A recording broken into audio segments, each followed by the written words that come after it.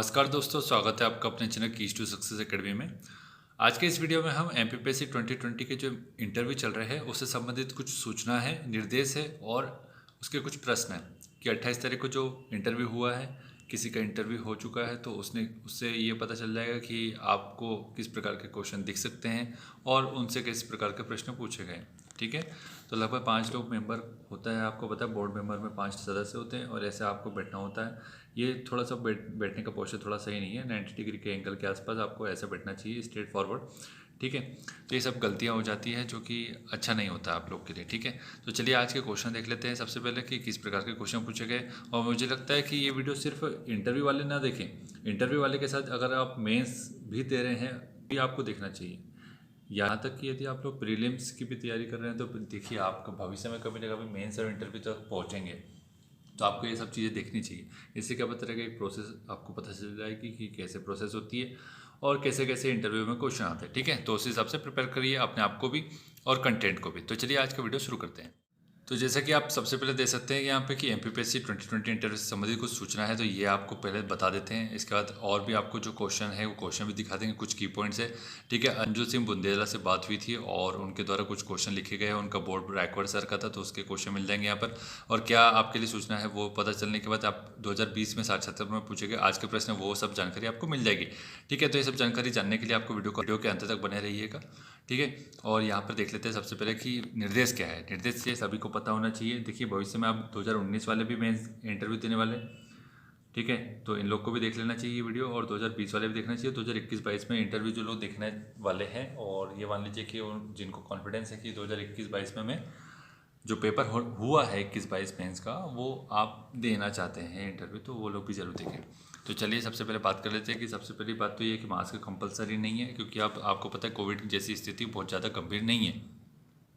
यहाँ पर आपको अपने चैनल का नाम दिख रहा है, तो इस चैनल को वीडियो को लाइक और शेयर करना, चैनल को सब्सक्राइब करना यदि आप यहाँ पर नए हो तो। ठीक है, जरूरी डॉक्यूमेंट क्या लग रहा है यहाँ पर, उपस्थिति पत्रक लग रहा है, मतलब एडमिट कार्ड, पोस्ट प्रेफरेंस लग रही है, 10वीं से स्नातक तक की मार्कशीट लग रही है। यदि डिग्री नहीं है तो प्रोविजनल डिग्री भी चल जाएगी, कोई इशू नहीं है। और रोजगार जो पंजीयन है वो जीवित लगेगा। ठीक है, ऐसा नहीं कि देखिए अब बहुत सारे लोगों ने, ये 2020 वालों के साथ इशू नहीं आएगा वैसे, क्योंकि 2020 में जो डॉक्यूमेंट बुलाए थे इनका तो जीवित है। लेकिन 2019 वालों के साथ सबसे बड़ी समस्या आएगी, क्योंकि इन्होंने डॉक्यूमेंट तो बहुत पहले दे दिए। ठीक है, 2021 में दे दिए, तो वो जीवित पंजीयन जो था वो खत्म हो गया होगा, तो उसको अब उसके बाद में जो भी सूचना आएगी वो आपको बता देंगे, अपडेट कर देंगे। ठीक है, इन पर सेल्फ अटेस्टेड होना चाहिए सब चीज़ें। ठीक है, लिखा हुआ है यहाँ पे सेल्फ अटेस्टेड होना चाहिए। लिखा प्रमाण पत्र राज्य सेवा 2020 के पद हेतु प्रस्तुत किया गया, ये सब बातें लिखनी है। आधार कार्ड की फोटोकॉपी, कोविड वैक्सीन सर्टिफिकेट लगेगा, डाउनलोड कर लीजिएगा, वेबसाइट से मिल जाता है। घोषणा पत्र हो जाएगा, आधार कार्ड की फोटोकॉपी। ठीक है, आगे बढ़ते ये निर्देश हो जाएगा। और यहाँ पर एक नोट है, जो नोट देख लीजिए। यदि कोई डॉक्यूमेंट अपूर्ण है तो टेंशन नहीं लेना है। आयोग जो है जमा करने का 7 दिन का समय दे रहा है। ठीक है, कोई भी डॉक्यूमेंट है यदि आपके पास कम है तो वो आप या भूल गए हैं तो आयोग आपको 7 दिन का समय दे रहा है और आप जमा करा सकते हैं। आयोग से संबंधित अपडेट जानने के लिए ज्वाइन करना है अपने को ये चैनल। ठीक है, कीज टू सक्सेस एकेडमी, तभी आपको संपूर्ण जानकारी मिल पाएगी। और ये अपना टेलीग्राम का लिंक है, आपको डिस्क्रिप्शन बॉक्स में मिल जाएगा, वहाँ से आप ज्वाइन कर सकते हैं इसको। अब यहाँ पे कुछ की पॉइंट देख लेते हैं कि भाई सभी कैंडिडेट के लिए क्या है। अंजुल सिंह बुंदेला से बात हुई है, मेरा इंटरव्यू 27 अप्रैल को था, इनके द्वारा मैसेज में कहा गया। बोर्ड ए था, सेकंड नंबर था इनका। ठीक है, अब यहाँ पर आगे आपके लिए इंपॉर्टेंट चीज़ें आ रही है कि मेरा रायकवार सर का बोर्ड था। ठीक है, अब आगे बोल रहे हैं कि 3 मेंबर थे, बस थे इसमें मेल थे तीनों मेंबर। अब आगे देखते हैं कि मेरे नाम से शुरुआत हुई है। ठीक है, अंजुल नाम से नाम 2 बार बोलना पड़ा, क्योंकि वो अंजुल को अंशुल समझ रहे थे। ठीक है, तो इस टाइप की सिचुएशन भी हो सकती है। वो हो सकता है जानबूझ के आपका जो नाम है वो गलत बोले, ये देखने के लिए कि आप किस प्रकार के एक्सप्रेशन बना रहे, कहीं प्रेशर में तो नहीं आ रहे, नर्वस तो नहीं हो रहे, इस टाइप की चीज़ के लिए। कहीं तेज़ी से तो चिल्ला के तो नहीं बोल रहे हैं अंजुल अंजुल अंजुल, तो वो सब चीज़ें आपकी नोटिस की जाती है। ठीक है, फर्स्ट डिस्ट्रिक्ट पूछा, डिस्ट्रिक्ट के बारे में पूछा, फिर डीप नहीं गए, ज़्यादा डीप नहीं गए, मतलब इनकी डिस्ट्रिक्ट जो भी रही होगी उसके बारे में पूछा, और उसके बारे में फिर ज़्यादा डेप्थ में नहीं गए। वो नर्मदा नदी की परिक्रमा क्यों होती है ये पूछा गया, और किस नदी की परिक्रमा की जाती है उसके साथ ये पूछा गया। ठीक है, तो इसका नेक्स्ट है कि बीएससी करने के बाद एमए हिंदी लिटरेचर से क्यों किया ये पूछा गया। ठीक है, ये भी हो सकता है। देखिए, बहुत सारे लोगों ने बीई भी किया होगा, बीई करने के बाद कोई लोग एमए भी कर रहे होंगे, तो इस टाइप के क्वेश्चन के लिए अच्छे से तैयार रहें और अच्छे सा एक क्वेश्चन का आंसर बना के रखें कि क्या बोलेंगे। क्रॉस क्वेश्चन होने की संभावना पूरी है, तो उसके जितने भी संभव क्रॉस क्वेश्चन हो सकते हैं वो सब प्रिपेयर करके रखना है। साहित्य की परिभाषा क्या है पूछा गया है। ठीक है, क्योंकि हिंदी लिटरेचर से पूछ रहे थे तो साहित्य की परिभाषा पूछा है।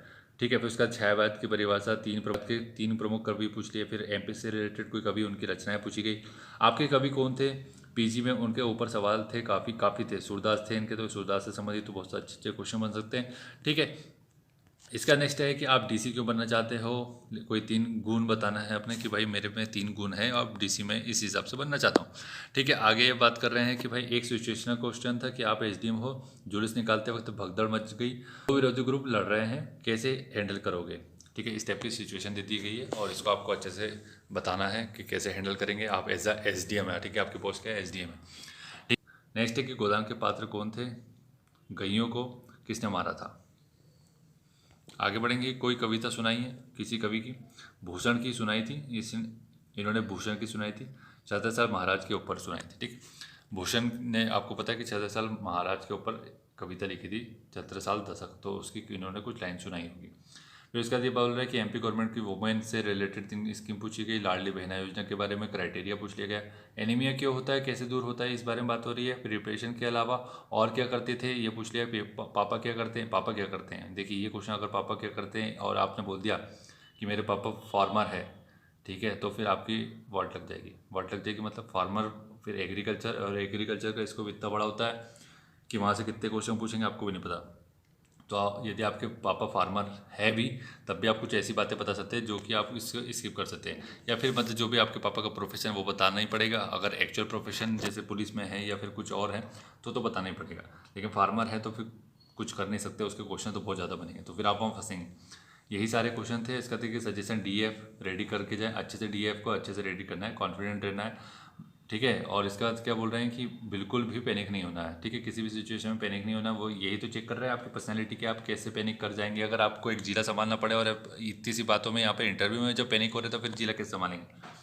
बहुत सपोर्टिव है वहाँ सब। ठीक है, इस प्रकार की जो मॉक इंटरव्यू में बकवास की जाती है आपके साथ, वो बकवास नहीं की जा रही। ठीक है, मॉक इंटरव्यू में आपकी बहुत फजीयत की जाती है, बहुत बेइज्जती की जाती है, आपका मोरल डाउन किया जाता है, तो इस टाइप की चीज़ें वहाँ पे नहीं की जाती। ठीक है, तो आप वहाँ सोच समझ के भी मॉक इंटरव्यू देना है, अच्छे लोगों के पास दीजिए जो आपसे अच्छे से बात करें, रिव्यू ले लीजिए कि भाई कौन से लोग अच्छा मॉक इंटरव्यू ले रहे वहीं जाइए। ठीक है, पोलाइटली बात की इन्होंने। ठीक है, पोलाइटली अच्छे से बात की, सभी मेंबर बहुत हेल्पफुल थे। उसके बाद बोला कि अपने डॉक्यूमेंट का एक और सेट प्रिपेयर करके ले जाएं जो पहले सेंड किया था। ठीक है, और जो भी इंटरव्यू कॉल लेटर में डॉक्यूमेंट मांगा है वो सब लेके जाना है, जो भी डॉक्यूमेंट आपके पास वो सब लेके जाना, कहना मतलब जो भी आपने भेजा।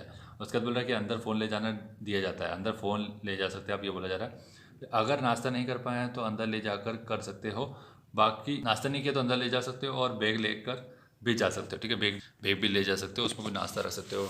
नाश्ता का मतलब ये ऐसा नहीं कि कुछ उटपटांग चीज़ खा ली, फास्ट फूड टाइप की, कुछ अच्छा सा खाना, फल फ्रूट हो सकते हैं। ठीक है, कुछ अनार सेब इस टाइप की चीज़ें, जिससे कि आपका बीपी भी नॉर्मल है। अनार खाओगे तो बीपी बढ़ सकता है वैसे, लेकिन कुछ लोग को समस्या हो ऐसी तो सोच समझ के ही खाना। जूस पी सकते हो बढ़िया, एक तो गिलास मौसम्बी का जूस पियो, उससे अच्छा तो कुछ भी नहीं होता है। देखिए वाशरूम है, हाँ अलग अलग वाशरूम है, तो आप जा सकते हैं, मतलब इंटरव्यू होने से पहले वॉशरूम जाइए, आराम से रिलैक्स हो जाइए। ठीक है, फिर उसके बाद आप बात करिए। उसके बाद देखिए बस ऊपर वेटिंग एरिया में जाने से पहले मोबाइल नहीं ले जाना है। ठीक है, आगे बोल रहे हैं कि ओवरऑल कंडीसिव इन्वायरमेंट था, फ्रेंडली मेंबर थे और स्टाफ था, सब कुछ फ्रेंडली इन्वायरमेंट था। ऐसा नहीं कि आपका स्टाफ आपसे बदतमीजी कर रहा है, पहले आपको दिमाग ख़राब कर दे रहा, बीपी बढ़ा दे रहा, नर्वस कर दे रहा, फिर वहाँ जाकर के आपकी फजीयत हो रही है। इस टाइप की चीज़ें नहीं होती है। ठीक है, प्रतिष्ठित आयोग है तो वैसे ही आपके साथ बिहेव किया जाएगा। ठीक है, आप सभी का इंटरव्यू बहुत अच्छे जाने वाला है, ये बोल रहा है कि ऑल द बेस्ट। तो इन्होंने अपना कर्तव्य जो था बहुत अच्छे से निभाया अंजुल जी ने।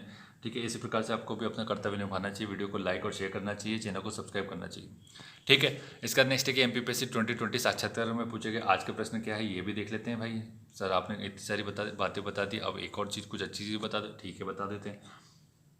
सबसे पहले बोल रहा है कि अपने नाम के 2 प्रसिद्ध व्यक्तियों के नाम पूछे गए। ठीक है, अब इनका नाम तो जो था अंजुल के हिसाब से इन्होंने पूछा, आपका नाम कुछ भी हो सकता है। भोपाल की अंतिम हिंदू शास्त्रिका कौन थी ये पूछ लिया गया। ठीक है, मतलब वही है रानी कमलापति से संबंधित। हबीबगंज रेलवे स्टेशन का क्या नाम रखा, क्या स्थानों के नाम बदलना सही है, भोपाल के इस त्रासदी के बारे में बताना है, क्या इस प्रकार के उद्योग शहर के भीतर लगाए जाने चाहिए, किस प्रकार के उद्योग हो सकता है कि ये मान लीजिए भोपाल में जो आपको पता है मिथाइल आइसोसाइनेट और भोपाल गैस कांड हुआ था, तो ये शहर के बीच में लगा था। फिर आपको पता है त्रासदी भी है वो एक, तो भोपाल गैस कांड से तो ऑलरेडी क्वेश्चन बन चुके हैं। ठीक है, 26-27 को बन चुके हैं। आज का पेपर पढ़ाया गया, तो पेपर पढ़ा है तो जो भी पेपर पढ़ेंगे अपने शहर का पढ़ेंगे। अपने शहर का मतलब कि इंदौर का तो पढ़ना है, तो इंदौर में क्या हुआ मॉर्निंग का पेपर पढ़ लीजिएगा अच्छे से। ठीक है, भारत चीन सीमा विवाद क्या है, एससीओ के बारे में पूछा, फिर नक्सली नक्सलवादी समस्या का समाधान क्या हो सकता है? अभी आपको पता है नक्सलियों ने हमारे कुछ आर्मी के जवान हैं उनको आईईडी से उड़ा दिया। तो इसके ऊपर तो आपको देखना पड़ेगा, एक तो टू फ्रंट वार हम लोग लड़ रहे हैं, एक आतंकवाद से भी लड़ रहे हैं और एक नक्सलवाद से भी लड़ रहे हैं। तो हमारी इंडिया की मतलब गवर्नमेंट की क्या पॉलिसी है इसको देखना चाहिए। इंडियन गवर्नमेंट की नहीं, आपको एमपी गवर्नमेंट की भी देखना चाहिए। और क्या दो राज्य और केंद्र मिलकर के कुछ कर रहे हैं कार्य, या राज्य मिलकर के कुछ कार्य कर रहे हैं? क्योंकि पता है नक्सलवाद एक ऐसी समस्या है जो कि सिर्फ एक राज्य तक सीमित नहीं है, ठीक है। मध्य प्रदेश से लेकर के छत्तीसगढ़, उड़ीसा, झारखंड सब जगह फैली हुई है। तो ये सब अच्छे से पढ़ लेना एक बार। और ये नक्सलवाद के ऊपर ऑलरेडी पीडीएफ डाल चुका हूँ टेलीग्राम ग्रुप पे, तो जाकर के पढ़ लेना उसको। इसका नेक्स्ट बोले कि आप पटवारी है, आजकल रोज एक पटवारी भ्रष्टाचार में पकड़ा जा रहा है। क्या कारण है कि पटवारी रिश्वत लेते हैं? ठीक है, ये हो गया। अगर आप आ रही है तो आर से संबंधित क्वेश्चन पूछ सकता है, क्योंकि अभी बैतूल जिले में ही आ रही 5,000 रुपये की रिश्वत लेते पकड़ा है। ठीक है, तो इस टाइप की चीज़ों को देखते रहें। सारा ऐप के बारे में बताना है, राजस्व विभाग की हैरारकी बताना है। फिर राजस्व विभाग की हैरारकी इसलिए पूछी क्योंकि पटवारी है, तो पटवारी है तो पटवारी से सबसे छोटा कौन सा अधिकारी हो जाएगा, फिर पटवारी से लेकर के नायब तहसीलदार ये सब चीज़ें आपको बतानी पड़ेगी। ठीक है, उसकी हैरारकी अच्छे से देख लीजिएगा। आपके राजस्व विभाग के प्रमुख सचिव कौन है पूछा है। जियोलॉजी और जियोग्राफी में क्या अंतर है ये पूछ लिए, बहुत टेक्निकल अंतर पूछ लिया जरा सा। क्या कारण है कि जियोलॉजी साइंस में आता है, जियोग्राफी आर्ट्स में आता है, ये ऐसा उन्होंने पूछ लिया। ठीक है, खनिज और धातु में अंतर बताना है। ठीक है, ये बता सकते हैं। देखिए कुछ क्वेश्चन ऐसे होते हैं जिसका आंसर नहीं भी बताएंगे, सॉरी पे बोलते हैं तो कोई इशू नहीं है, लेकिन वहाँ पे जज करेंगे, गेस करेंगे और फिर गलत बताएंगे तो उससे अच्छा है कि बोल दीजिए सॉरी सर। ठीक है, लेकिन ये इस टाइप का जो क्वेश्चन है जियोलॉजी साइंस में था, जियोग्राफी आर्ट्स में था, ये आपका समझ दिखा जाता है। ये क्वेश्चन से आपकी समझ आ रही है, ये कोई फैक्ट क्वेश्चन नहीं पूछा है। ठीक है, फैक्ट नहीं पूछा है, रेत कौन सा खनिज है ये फैक्ट हो जाएगा, लेकिन यहाँ पे आपकी समझ दिख रहा है कि आपको सब्जेक्ट के ऊपर कितनी समझ है। ठीक है, नेक्स्ट है कि मध्य प्रदेश की नई खनिज नीति कौन सी है, फिर रेत कौन सा खनिज है, हॉबी पुरानी वस्तु को कैसे आप यूज़ करेंगे ये पूछा गया है। मतलब उनकी हॉबी से संबंधित कुछ होगा कि वेस्ट मटेरियल उससे कुछ बनाते होंगे तो उसको कैसे यूज़ किया जाता है, ये सब बातें उन्होंने बताई होगी। ठीक है, तो मुझे लगता है कि वीडियो काफ़ी हेल्पफुल होगा आप लोगों के लिए, तो वीडियो को लाइक और शेयर करना, चैनल को सब्सक्राइब कर लेना। ठीक है, thank you so much for watching.